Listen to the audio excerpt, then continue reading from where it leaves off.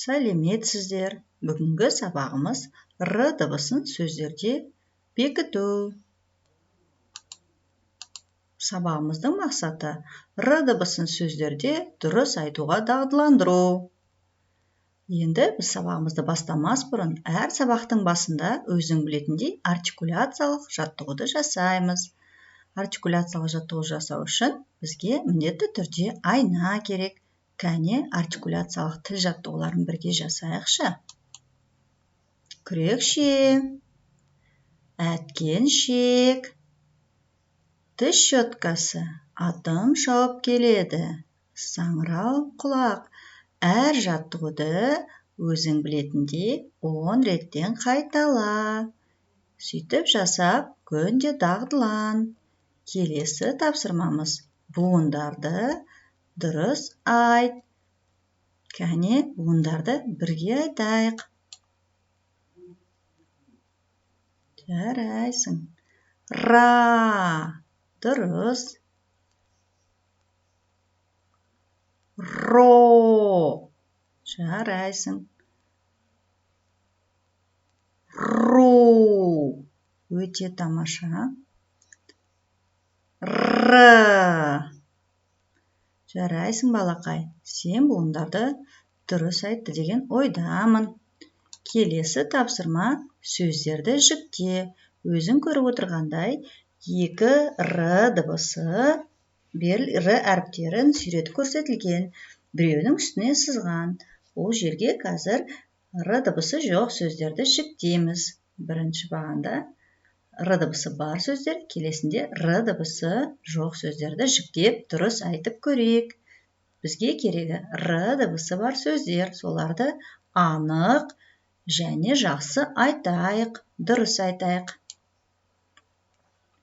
Сиыр, дұрыс айтасың. Домбыра, жарайсың. Шана деген сөздер дыбысы жоқ, е? Рам, дұрыс. Барабан, жарайсың. Радио, өте жақсы. Міне, сен сөздерді жіктей алды деген ойдамын. Келесі тапсырма бізде р дыбысының орнын тап.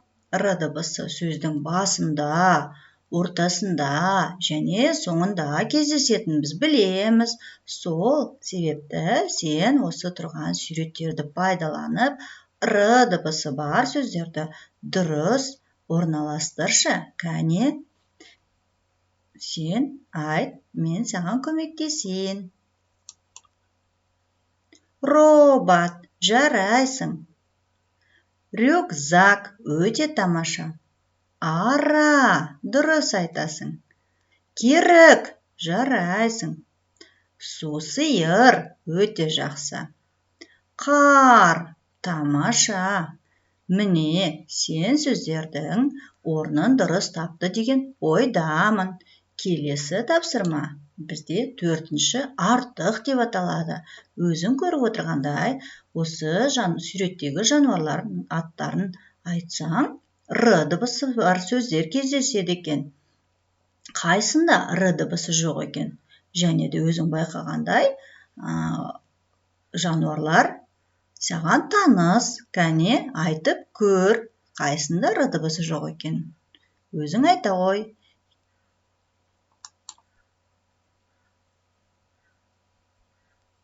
Жарайсың, бұл қоян екен. Дұрыс таптың. Сен барлық тапсырмаларды өте жақсы орындады деген ойдамын. Тамаша, міне саған мен бүгінгі сабағыңа жарайсың деп отырмын. Осындай тапсырмаларды үйден қайталап, р дыбысын анық және дұрыс айтуға дағдылан. Сау бол балақай, келесі сабақта кездескенше.